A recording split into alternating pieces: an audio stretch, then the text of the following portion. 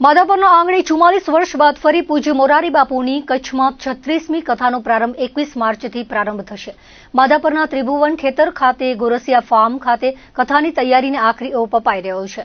કથામાં સાંભળવા આવનારને કોઈ પણ તકલીફ ન પડે તે માટે આયોજકો દ્વારા ધ્યાન રાખવામાં આવી રહ્યું છે। કથાના મુખ્ય દાતા અને કથાના મનોરથી દિરેશ દબાશિયાએ જણાવ્યું હતું કે કથામાં કોઈ પણ કચાશ ન રહે તેવી વ્યવસ્થા આયોજકોને જણાવવા કહ્યું હતું। કથાના આયોજનમાં પ્રવીણ તન્ના રાત દિવસ રહીને માર્ગદર્શન આપી રહ્યા છે। કથામાં વિશાળ કથા ગામ બનાવવામાં આવ્યો છે, જેમાં 50 થી 70 હજાર લોકો કથાનું શ્રવણ કરી શકશે। વિશાળ ભોજનશાળા, પાર્કિંગની વ્યવસ્થા કરવામાં આવી છે। કાર્યક્રમની વ્યવસ્થામાં 18 વર્ણના લોકો કથામાં સહભાગી થશે તેવું માધાપરના પૂર્વ સરપંચ અર્જણ ભુડિયાએ જણાવ્યું હતું।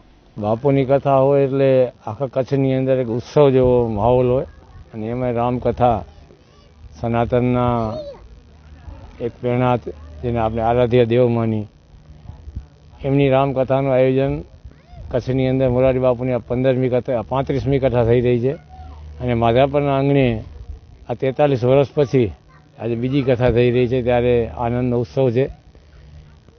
જ્યારે આ કથા 1982ની અંદર માધાપરની થઈ ત્યારે માધાપરની વસ્તી 5.5 થી 6,000ની હતી। આજે 42-43 વર્ષ પછી એ જ આ ગામની વસ્તી સમસ્ત ગામની વસ્તી લગભગ 50 થી 55,000ની છે।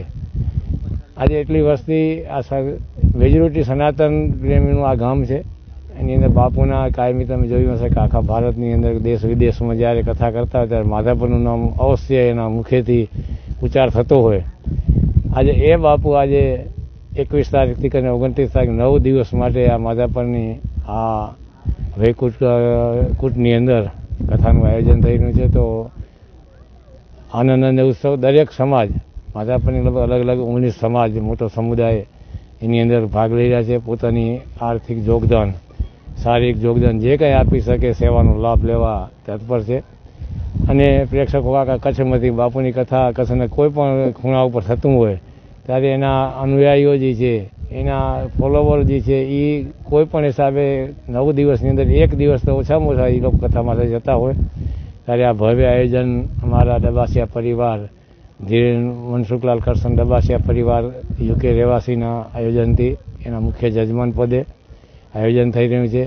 એમાં 9 દિવસ સુધી બપોર અને સાંજનું ભોજનનું આયોજનની સાથે રાખેલું છે જેથી કરીને બહારથી આવનાર શ્રદ્ધાળુ કે શ્રોતાઓને જમવાની વ્યવસ્થા બીજી અન્ય કોઈ પણ વ્યવસ્થા જળવાઈ રહે એવા ઉદ્દેશથી દરેક કાર્યને સફળતાપૂર્વક પાર કરવા માટે માધાપરના દરેક સમાજ એમાં લેવા પટેલ સમાજ હોય, ક્ષત્રિય સમાજ હોય, આયર સમાજ હોય, મિસ્ત્રી સમાજ હોય, બીજા અનેક એવા મોટા મોટા સમાજો જે છે એનો સૌનો સહયોગ, એના સૌની સેવા અને આ કાર્યને સફળ કરવા માટેનો સૌ પ્રયત્ન કરી રહ્યા છે।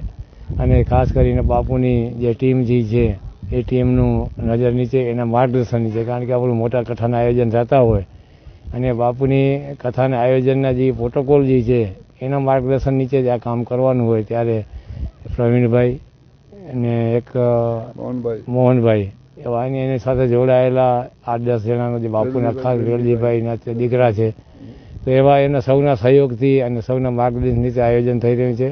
આજે લગભગ દરેક કાર્ય પૂર્ણતાના આરે છે। એમાં VIP રસોડા હોય, VIP પાર્કિંગ હોય, મહિલા પુરુષ જમવાની વ્યવસ્થા હોય, રસોડા હોય અને પાર્કિંગ માટેના જે રસ્તા હોય એની દરેકની ચકાસણી કરી અને એની સાથે વહીવટી તંત્ર પણ પોલીસ સ્ટાફ હોય, ઇલેક્ટ્રિસિટી GEBનો સ્ટાફ હોય, આજુબાજુનો પંચાયતનો વધમાનગર ગ્રામ પંચાયતનો સ્ટાફ હોય, માધાપર નવાસ પંચાયતનો સ્ટાફ હોય, એ સફાઈની જ્યાં જરૂર પડતી હોય, આરોગ્યની અંદર જોઈએ તો જિલ્લા આરોગ્ય અને ભુજ નગરપાલિકાની ફાયર બ્રિગેડ સુવિધા આવી અનેક સુવિધાઓ જે સ્થાનિકમાંથી જે મળી રહે સહયોગ કરી શકે દરેક શ્રોતાઓ અને દરેક પંચાયત નગરપાલિકાઓનો સહયોગ કરી અને આ કાર્યને સફળ બનાવવાનો પ્રયત્ન કરી રહ્યા છે। અમારું જે આ માધાપર ભુજોડી કે ભુજ અંજાર હાઈવે ત્યાંથી આવવા માટેનો એક ભજોડી ગામનો જે પ્રવેશ દ્વાર જે છે એની અંદર થઈને આ સભા મંડપ સુધી આવી શકાશે। એથી આગળ આવતા PGVCL જે એલ્યુમિનિયમ કંપની છે જે વધમાનનગર ગ્રામ પંચાયતનો એન્ટ્રીનો રોડ છે, ડામર રોડ, ત્યાંથી આ સભા મંડપમાં અવાશે। એથી આગળ માઈ ડેરીના ગેટની સામેથી વધમાનનગરનો અને માધાપરને જોડતો માર્ગ જે છે નવાવાસનો એની બેની વચ્ચેથી CC રોડ છે ત્યાંથી અવાશે। HP પંપ, એથી આગળ આવતા HP પંપની બાજુમાંથી જલારામ સોસાયટી થઈ શિવાજી પાર્ક થઈને આ સભા મંડપમાં આવાશે. એથી આગળથી તુલસી હોટલની બાજુમાંથી થઈને આ અસરિયાના ગેટમાંથી થઈને આવાશે. એની આગળ ડબાસિયા એન્જિનિયરિંગ એ જે રોડ છે ત્યાંથી થઈને અસરિયાના ગેટ થઈને આવાશે.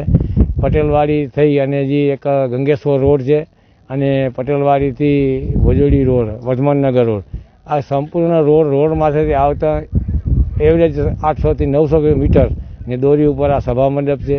તો સર્વે આપના માધ્યમથી જે કોઈ આનું સૂચન જાણવા માગતા હોય તો ખાસ નોંધ રાખજો કે માધાપરની અંદર આ સભા મંડપ બાપુની કથાનો વૈકુંઠ કથા મંડપ સુધી આવવા માટેના ફરીથી આપનું કે ભાઈ ભજોડી પ્રવેશ દ્વાર ગામનું ત્યાંથી થઈ વાડી વિસ્તારમાં થઈને આવાશે. ત્યાંથી 2 કિલોમીટર જેટલું અંતર થશે.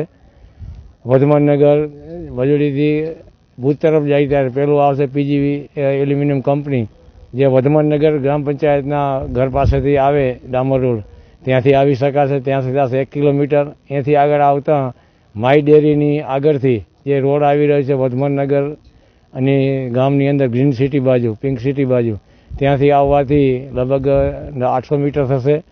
એથી આગળ જતા HPનો પંપ જે જલારામ સોસાયટીમાંથી શિવાજી પાર્કમાંથી થઈને આવાશે, ત્યાંથી પણ અંતર રહેલું લગભગ 800 થી 900 મીટર થશે.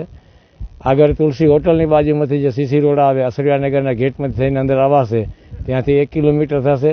ડબાસિયા એન્જિનિયરિંગના જે રોડ છે ત્યાંથી અંદર આવવા માટેનું 1 કિલોમીટરનું અંતર થશે. જેથી સૌ બહારથી આવનાર શ્રોતાઓ, બાપુના અનુયાયીઓને આ રસ્તા ઉપરથી આવી અને કોઈ અગવડ ન પડે, ત્યાં સાઈડ ઉપર રસ્તા ઉપર પોલીસ કે સિક્યુરિટી ગાર્ડવાળા ઊભા હશે. એમના માર્ગદર્શન નીચે જે રસ્તાના પાર્કિંગમાં જવાનું કહેવામાં આવે એ રસ્તા ઉપર આપ જઈ અને અહીંયા આપનો આનંદ માણો. બાપુના કથાનું શ્રવણ કરી આપણે ધન્યતા અનુભવી. એની સાથે આપણે આ કાર્યને સફળ બનાવવા માટે અને અમારે પાર્કિંગની અને અવ્યવસ્થાને થાય એમાં સહયોગ કરવા આપ સૌ પધારનાર શ્રોતાઓ અને ભક્તોને મારી ખૂબ વિનંતી છે. ફરીથી આપ સૌને પધારી અમારા કાર્યને સફળ બનાવવા અને આ ધર્મ યજ્ઞનો લાભ લેવા આપ સૌને હાર્દિક નિમંત્રણ છે.